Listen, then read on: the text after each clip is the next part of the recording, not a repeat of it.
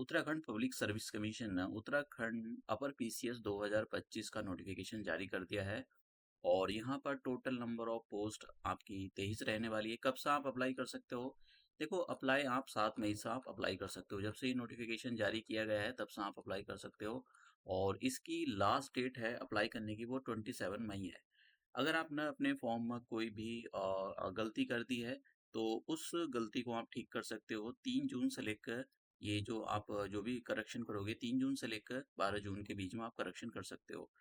देखो, जब भी आप फॉर्म फिल कर रहे हो तो उस नोटिफिकेशन को आपको अच्छे से रीड कर लेना है।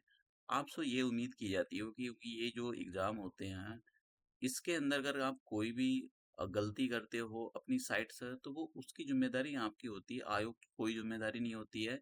और इसलिए जब भी आप कोई भी फॉर्म फिल कर रहे हो तो उसको बहुत ही केयरफुली आपको पढ़ लेना चाहिए, आपकी साइड से कोई गलती नहीं होनी चाहिए। देखो, अगर आप गलती करते हो तो उसकी ज़िम्मेदारी आपकी है, और अगर ये लोग गलती करते हैं तो उसकी ज़िम्मेदारी इनकी होती है। और आप आयोग को ब्लेम नहीं कर सकते हो कि इन्होंने क्यों ज़िम्मेदारी करी, क्योंकि इनको स्पेशल पावर देख कर रखी गई है। तो आप यहाँ पर देख सकते हो कि जो लास्ट डेट है आप फीस जमा करने की, जो भी आप अपना जो शुल्क जमा करोगे वो 27 मई है। तो इस डेट से पहले पहले आपको अपना फॉर्म फिल कर देना है। और जब भी आप अपना फॉर्म फिल कर रहे हो तो आपको ध्यान देना चाहिए कि उसके अंदर कोई भी मिस्टेक ना हो। और थोड़ा टाइम लग सकता है नोटिफिकेशन को, जरूरी नहीं कि आप उस को आज ही सही फॉर्म फिल करो। पहले नोटिफिकेशन को पढ़ लो, 1-2 दिन पढ़ लो, अच्छे से पढ़ो। और अगर आपको कोई इन्फॉर्मेशन नहीं समझ में आती है तो आप यूट्यूब पर देख सकते हो, इनके पास कॉल कर सकते हो। यहाँ पर इन्होंने ये नंबर दिए हुए हैं और ईमेल भी दिया हुआ है। अगर आपको कोई भी टेक्निकल प्रॉब्लम आती है, इन्होंने बोला हुआ है, तो इनको आप जो है ईमेल कर सकते हो। तो मतलब आप इसके अंदर कोई भी ऐसी मिस्टेक करोगे तो फिर उसका खामियाजा जो है आपको ही भुगतना पड़ेगा। इसलिए आपसे ये उम्मीद की जाती है कि कोई आप ऐसी गलती ना करो। अब हम इसमें देखते हैं कि इसमें नंबर ऑफ पोस्ट कितनी है।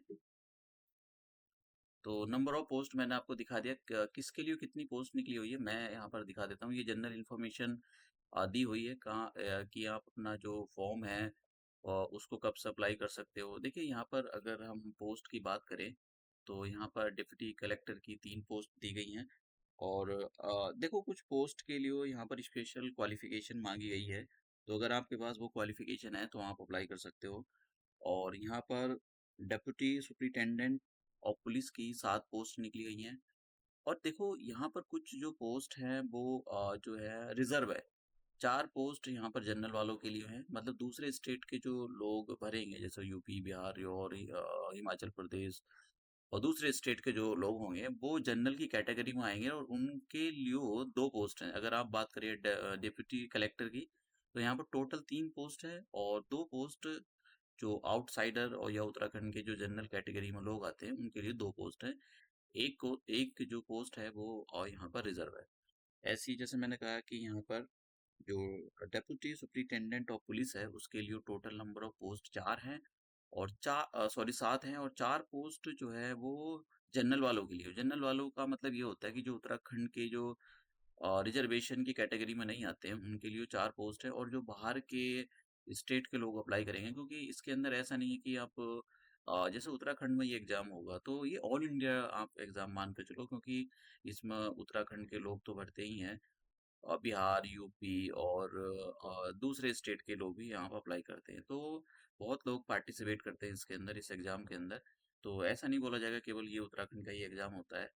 अब बात करते हैं यहाँ पर जो फाइनेंस ऑफिसर है, फाइनेंस ऑफिसर की यहाँ पर 10 पोस्ट निकली हुई हैं, जिसमें से 5 पोस्ट जो है वो जनरल वालों के लिए हैं। और 1 पोस्ट यहाँ पर एससी वालों के लिए, जो उत्तराखंड के एससी हैं और जो उत्तराखंड के एसटी की कैटेगरी में आते हैं उनके लिए यहाँ पर 1 पोस्ट है। ओबीसी वालों के लिए यहाँ पर 2 पोस्ट रिजर्व है। और 1 पोस्ट जो ईडब्ल्यूएस की कैटेगरी में आते हैं, केवल ये उत्तराखंड के लोगों के लिए। अगर कोई भी एससी एसटी या ओबीसी या ईडब्ल्यूएस दूसरे स्टेट की कैटेगरी से आता है, मतलब कि जैसे उत्तर प्रदेश है, उत्तर प्रदेश के लोग काफी अप्लाई करेंगे। उत्तर प्रदेश का कोई अगर एससी एसटी या ओबीसी या फिर ईडब्ल्यूएस कैटेगरी का पर्सन अप्लाई करता है तो वो जनरल की कैटेगरी में आएगा, ना कि वो यहाँ रिजर्व कैटेगरी में आएगा। तो ये रिजर्व जो कैटेगरी है ये केवल उत्तराखंड के लोगों के लिए ही है। अब और भी वो यहाँ पर पोस्ट दे रखी हैं, तो आप जब भी आप यहाँ पर अप्लाई कर रहे हो तो एक बार पढ़ लो जैसे कि यहाँ पर ये असिस्टेंट डायरेक्टर, ऑडिटर और इसके लिए स्पेशल क्वालिफ़िकेशन यहाँ पर माँगी गई है। तो अगर आपके पास ये स्पेशल क्वालिफ़िकेशन है, तो अप्लाई कर सकते हो आप इसके लिए। अब यहाँ पर असिस्टेंट कमिश्नर की होगी, सब रजिस्ट्रार, ग्रेड चेकिंग ऑफिसर की होगी, तो काफ़ी सारे यहाँ पर जो है पोस्ट निकली हुई हैं। आप अलग-अलग देख सकते हो। अब बात करते हैं हम, ये आप पोस्ट देख सकते हो नीचे टोटल नंबर ऑफ पोस्ट यहाँ पर दी गई हैं। तो पोस्ट को आप देख लेना, टोटल नंबर ऑफ पोस्ट यहाँ पर 123 हैं और ये घट-बढ़ सकती हैं, तो कम तो ख़ैर नहीं होंगी, बहुत कम चांसेस हो सकते हैं। हाँ, बढ़ सकती हैं। ये कुछ जनरल इन्फॉर्मेशन है। तो यहाँ पर ये बोला गया है कि जो कुछ स्पेशल अ, पोस्ट है, उनके लिए स्पेशल क्वालिफ़िकेशन की ज़रूरत है। तो यहाँ पर बोला गया है जो ये कोड नंबर 1 2 3 6 7 9 8 11 पर जो है केवल आपको ग्रेजुएशन की ज़रूरत है। यहाँ पर आप ना किसी भी, चाहे आप ना साइंस से किया हो या किसी भी उससे किया हो, कोई परसेंटेज नहीं मांगी जाती यहाँ पर। बस आपने ग्रेजुएशन किया हो, उसके लिए आप अप्लाई कर सकते हो। कुछ पोस्ट ऐसी हैं, जैसे ये देखिए यहाँ पर देखो, ये 4th नंबर पर अगर आप यहाँ पर पोस्ट को देखो, तो यहाँ पर 4th नंबर की जो पोस्ट है वो ऑडिट ऑडिट ऑफिसर की है। तो इसमें देखो फाइनेंस की अच्छी नॉलेज होनी चाहिए। तो इसके लिए आपको जो है मतलब स्पेशल क्वालिफिकेशन होनी चाहिए। तभी आप ऐसा नहीं है कि आपके पास केवल अपना हिस्ट्री से या ज्योग्राफी से केवल ग्रेजुएशन कर लिया और आप कर सकते हो। इसके लिए स्पेशल क्वालिफिकेशन की ज़रूरत है। तो वो अगर आपके पास है तो आप अप्लाई कर सकते हो। तो यहाँ पर इन्होंने इन यही बोला है कि अगर इन ये जो पोस्ट निकली हुई है, इन पर स्पेशल क्वालिफिकेशन की ज़रूरत है। तो अगर आपके पास है तो फिर आप ये सारी चीज़ें इनके लिए अप्लाई कर सकते हो।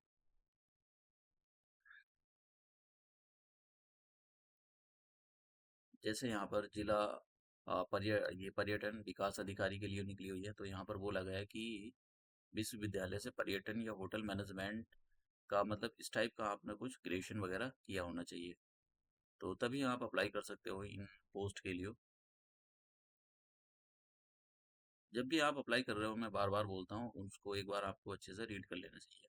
अब देखिए, डेप्यूटी यहाँ पर मतलब जो डेप्यूटी सुपरिटेंडेंट ऑफ पुलिस है, उसके लिए अगर आप अप्लाई कर रहे हो, तो वहाँ पर आपका जो शारीरिक मापदंड होना चाहिए। जैसे कि जो जनरल कैटेगरी से आते हैं, उनकी जो पुरुषों के लिए यहाँ पर हाइट 160 सेंटीमीटर देखिए 167.7 सेंटीमीटर होनी चाहिए, और महिलाओं के लिए ये जो अगर आप डेप्यूटी सुपरिटेंडेंट ऑफ पुलिस के लिए अप्लाई कर रहे हो, तो आपकी जो हाइट है 152 सेंटीमीटर की होनी चाहिए। ये महिलाओं के लिए है। ऐसे ही यहाँ पर जो अनुसूचित जनजाति में आते हैं, उनकी 160 सेंटीमीटर होनी चाहिए, और पुरुषों के लिए बात हो रही है यहाँ पर।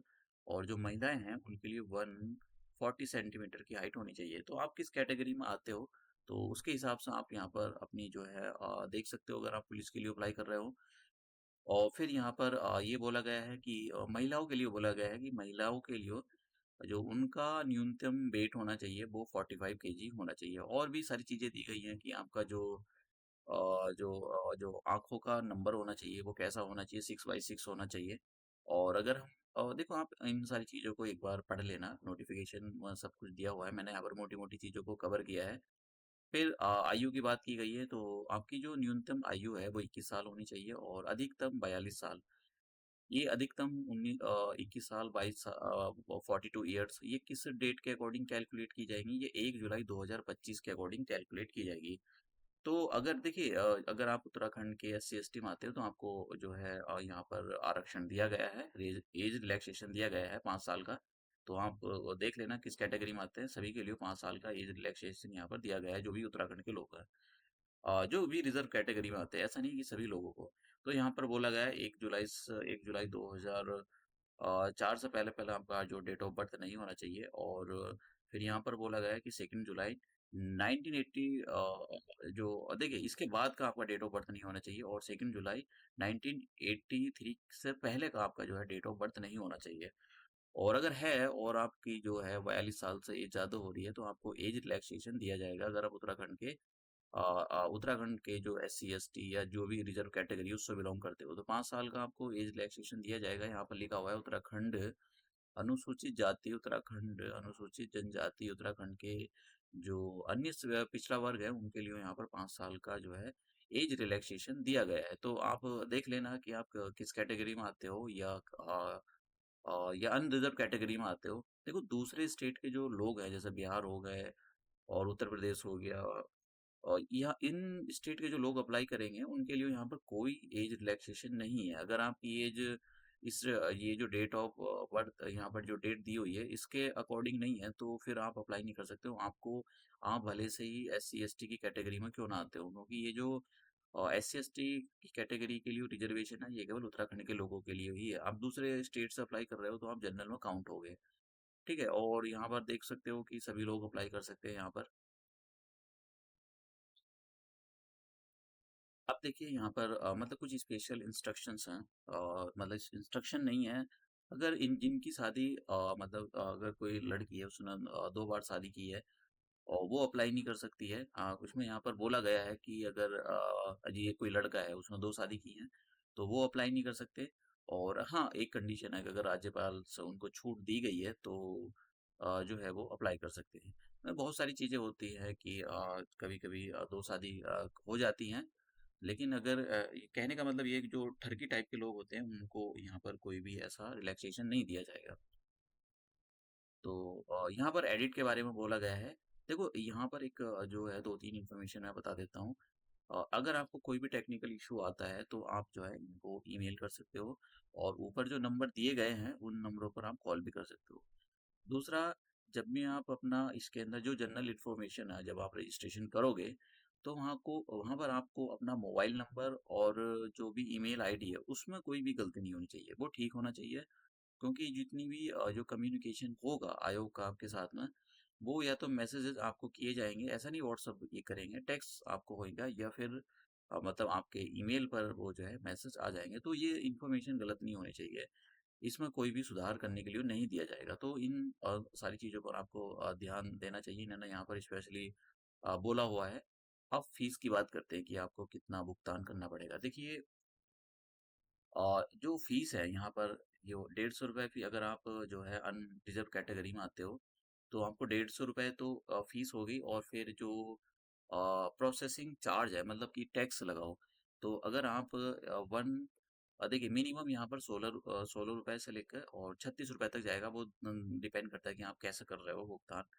तो अगर हम बात करें 150 में आपने 16 रुपए और ऐड कर देने तो कितने आ जाएंगे 166 आ जाएंगे। तो न्यूनतम आपको जो मिनिमम इतनी जो देनी पड़ सकती है वो देखना पड़ेगा कि आप किससे पे कर रहे हो। और मैक्सिमम अगर 150 के अंदर 36 रुपी ऐड करोगे तो कितना आ जाएगा, ये आ जाएगा 183। तो 183 180 सॉरी 186 रुपी मतलब लगभग लगभग 85 से इतने पैसे आपको इतने रुपए आपको देने पड़ेंगे। तो ऐसा नहीं है कि बहुत ज़्यादा फीस है। इवन जो बिहार पब्लिक सर्विस कमीशन है वो तो बहुत ज़्यादा चार्ज करता है।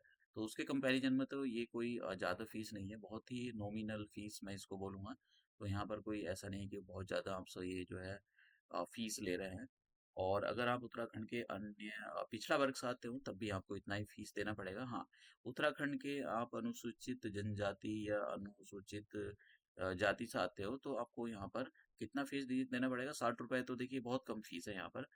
70 कोई बहुत ही कम है यहाँ पर, लगा लो आपको मतलब ज़्यादा नहीं है कोई, 70-80 के बीच में बैठ जाएगा, 85 तक बैठ जाएगा आपका। और दूसरा फिर यहाँ पर बहुत कुछ दिया हुआ है। आप अनाथ बच्चों के लिए यहाँ पर कोई जो अनाथ बच्चे होते हैं वो भी अप्लाई करना चाह रहे हैं तो उनके लिए यहाँ पर कोई भी फीस नहीं है। और जो भी दिव्यांगजन होते हैं उनके दिव्यांगजन के लिए यहाँ पर उनको कोई भी फीस नहीं देनी है। ठीक है, तो अब आगे बढ़ते हैं हम। तो ये जनरल इन्फॉर्मेशन है यहाँ पर। अब देखिए अभी ये मैं आपको अभी थोड़ा सा दिखाऊंगा कि जो 2 पेपर होंगे आपके प्रीलिम के। तो यहाँ पर ये बोला गया कि जो आपको आपका जो मुख्य परीक्षा होगी मतलब मेंस की जो परीक्षा होगी वो हल्द्वानी और हरिद्वार में होगी। तो ये तो बात की बात है। जब आप प्री निकाल लेते हो तो उसके बाद में आप यहाँ पर देखिए इन्होंने साफ साफ बोला गया कि परीक्षा भवन के अंदर अगर कोई भी मिसकंडक्ट करता है तो फिर उसको जो है कठोर दंड दिया जाएगा। तो इन सारी चीज़ों का मतलब कुछ जो उधम टाइप के बच्चे होते हैं वो वहाँ पर एग्ज़ाम में जाकर वहाँ पर उधम मचा देते हैं। तो आपको ध्यान देना चाहिए कि आप कोई भी ऐसा जो है मतलब डिसिप्लिन मेंटेन करके रखें। अगर आपकी कोई भी प्रॉब्लम है तो वहाँ पर जो भी होगा आप उसको जो है बोल सकते हो। आपको कोई सीट नहीं मिल रही, कमरा नंबर नहीं मिल रहा है, तो अगर आप वहाँ पर कुछ डिसिप्लिन मेंटेन करते हो तो आपकी पूरी हेल्प की जाएगी। लेकिन अगर आप वहाँ पर जो है डिसिप्लिन मेंटेन नहीं करते हो तो फिर आपके खिलाफ जो है एक्शन लिया जाएगा। अब देखिए ये जो आपके प्रीलिम के एग्ज़ाम सेंटर दिए गए हैं, तो आप कहाँ-कहाँ पर अप्लाई कर सकते हो? अल्मोड़ा हो गया, रानीखेत हो गया, चंपावत हो गया, तो आपको जो भी आपके पास में कोई भी हो सकता है, आपके पास रुड़की हो सकता है, लक्सर हो सकता है, हरिद्वार हो सकता है, ऋषिकेश हो सकता है, तो जो भी आपके पास देहरादून हो सकता है, तो जो भी आपके पास नियरेस्ट प्लेस है, आप जो है वहाँ के लिए अप्लाई कर सकते हो। कोशिश करनी चाहिए कि आपको सबसे पहले अपने पास का ही कोई जो एग्ज़ाम सेंटर है उस वही भरें, क्योंकि इसमें आपको शायद 3 ऑप्शन दिए जाएँगे भरने के लिए। तो पहले ऑप्शन में आपको वही भरना है जो सबसे पास का हो, ठीक है? जैसे आपके पास सबसे पहले क्या आता है रुड़की, तो रुड़की भरोगे आप। अगर कुछ दूर है तो फिर आप हरिद्वार भर सकते हो, अगर मतलब दूसरे ऑप्शन पर हरिद्वार भर सकते हो और फिर आप देहरादून भर सकते हो। जो भी नियरेस्ट सेंटर है आपके पास, मैं ऐसा नहीं कह रहा हूँ कि आपको यही भरने हैं। अब देखिए यहाँ पर ये थोड़ा दिया गया है कि जो आप ये परीक्षा होती है वो 3 चरणों में होती है। तो एक मतलब आपका प्री होता है, दूसरे में मुख्य परीक्षा होती है, फिर आपका इंटरव्यू होता है। तो यहाँ पर प्रीलिम के बारे में बोला गया है कि जो आपका पहला जो प्रश्न पत्र होगा वो सामान्य अध्ययन का होगा। उसमें 150 क्वेश्चन होते हैं। एक क्वेश्चन 1 नंबर का होता है, 1/4 की नेगेटिव मार्किंग 150 नंबर का होता है और 2 घंटे का आपको टाइम मिलता है। दोनों को दूसरा जो पेपर होगा वो आपका जनरल एप्टीट्यूड टेस्ट होता है, मतलब सीसैट आप बोल सकते हो इसको। और यहाँ पर 100 क्वेश्चन होंगे, 150 नंबर का एक क्वेश्चन होता है। और 150 नंबर 150 क्वेश्चन आएंगे, 150 नंबर का होगा, 2 घंटे का टाइम मिलेगा। और यहाँ पर 1.4 अगर आप ठीक करते हो तो आपकी 1.4 मिल जाएंगे, अगर आपने गलत करा तो 1/4 की आपकी नेगेटिव मार्किंग होगी। और देखिए ये जो दोनों क्वेश्चन होंगे, मतलब 2 पेपर जो होंगे, वो आपके इवनिंग और मॉर्निंग शिफ्ट में होंगे, एक ही दिन होंगे। और ये जो पेपर होता है वो पेन पेपर वाला होता है, कंप्यूटर वाला पेपर नहीं होगा आपका। तो यहाँ पर मुख्य परीक्षा के बारे में दिया हुआ है ये। तो आप यहाँ पर अगर हिंदी में देखना चाहते हो तो हिंदी में देख सकते हो। मैं ज़्यादा डिटेल में नहीं जाना चाहता हूँ क्योंकि ये बात की बात होती है।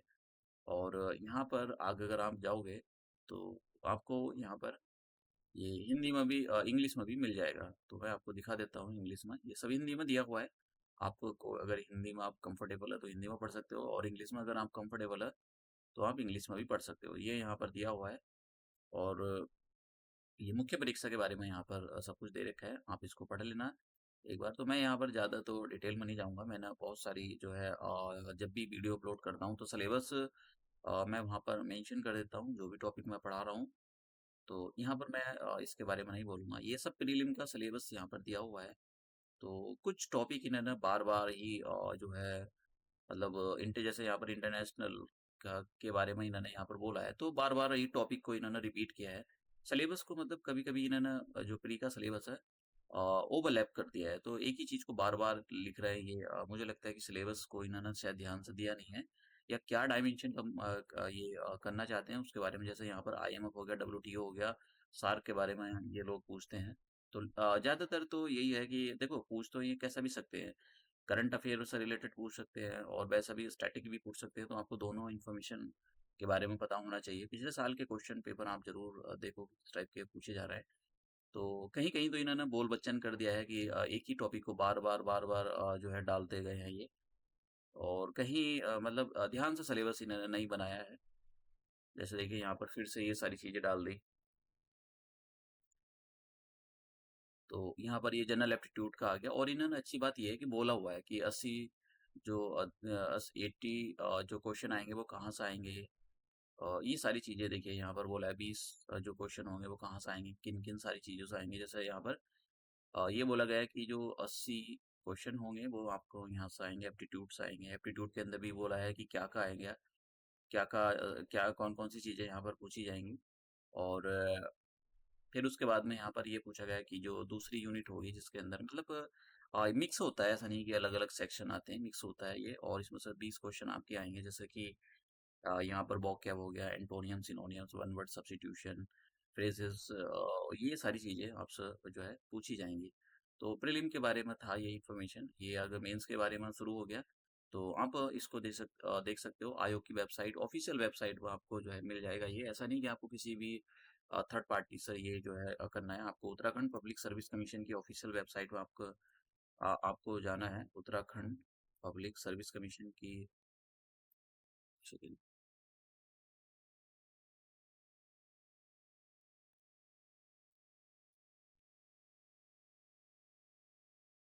तो जैसे आप यहाँ पर आओगे, तो हो सकता है कि ये स्पीड पे भी डिपेंड करता है आपकी कि स्पीड कैसी आ रही है, थोड़ा टाइम भी लग सकता है और अभी पीछे इनकी वेबसाइट जो है बंद हो गई थी। तो देखिए ये जो है उत्तराखंड की ऑफिशियल वेबसाइट है और जब भी आप मतलब जब भी कोई भी ऑफिशियल डॉक्यूमेंट आपको रीड करना हो तो आप कोशिश करो कि उसको ऑफिशियल वेबसाइट से ही डाउनलोड करें क्योंकि देखो 2 नंबर के काम बहुत आजकल चल रहा है। आप जैसे डॉक्यूमेंट आप कोई डाउनलोड करना चाहोगे तो वहाँ से वो कोई ऐसा लिंक डाल देंगे जिससे आपकी जो इन्फॉर्मेशन वो कंप्रोमाइज़ हो सकती है। तो अगर आपको अप्लाई करना है, तो यहाँ पर आप अप्लाई कर सकते हो इस पर, लेकिन अप्लाई करने से पहले आपको एक बार जो है इन्फॉर्मेशन को पढ़ लेना चाहिए क्योंकि जैसे मैं बार-बार बोलता हूँ कि अगर इन्फॉर्मेशन आपने ठीक से रीड नहीं की तो चांसेस है फिर आपको बाद में करेक्शन करने के लिए बोला जाएगा, तो इससे अच्छा है कि आप वो सारी चीज़ें रीड कर लो। तो ये यहाँ पर जो है किस टाइप से आप अप्लाई करोगे वो यहाँ पर आ जाएगा। तो देखिए यहाँ पर ये एक नई विंडो देता जाएगा, तो आप कोशिश करो। देखो यहाँ पर ये आ गया है। क्या-क्या जनरल इन्फॉर्मेशन यहाँ पर पूछी गई है, तो ये इन्फॉर्मेशन आपकी गलत नहीं होनी चाहिए, जनरल इन्फॉर्मेशन है। ठीक है? तो यहाँ पर अगर आपसे गलती होती है तो फिर मतलब करेक्शन के लिए टाइम दिया जाएगा, लेकिन कुछ करेक्शन नहीं अलाउ है, जैसे यहाँ पर ईमेल आईडी, मोबाइल नंबर। तो ये सारी चीज़ें जो है इन्फॉर्मेशन आपको बहुत ही केयरफुली आपको फिल करनी है। तो ये हम अपना जो है यहीं पर एंड करते हैं और आप ये ऑफिशियल वेबसाइट से जो भी आपको कुछ करना है और ये आ चुका है नोटिफिकेशन, ऐसा नहीं कि आपको थर्ड पार्टी से रिलेटेड कुछ भी अ, कुछ देखने की ज़रूरत है। एक और इन्फॉर्मेशन इन्होंने यहाँ पर डाली है। उत्तराखंड का लोअर पीसीएस का एग्ज़ाम होने वाला है 11 तारीख को, तो उससे रिलेटेड इन्फॉर्मेशन यहाँ पर डाली है। बस ये है कि थोड़ा-सा एग्ज़ाम सेंटर में इन्होंने यहाँ पर थोड़ा चेंज किया है, तो मैं बता देता हूँ यहाँ पर बस ये ऐसा नहीं है कि आप देख सकते हो जाकर इनकी ऑफिशियल वेबसाइट पर। तो यहाँ पर ये इन्होंने यहाँ पर जो भी कॉलेज वगैरह बदलना था, तो एग्ज़ाम सेंटर शायद इन्होंने बदला है यहाँ पर। उसका नाम शायद बदला है। तो एग्ज़ाम सेंटर तो वही है, एग्ज़ाम सेंटर तो वही रहेगा, नाम उसका बदला है। तो ये इन्फॉर्मेशन थी, तो अब हम यहीं एंड करते हैं और अपना जो है नोटिफ़िकेशन आप इसको रीड करके आप फ़िल कर सकते हो अपना फॉर्म।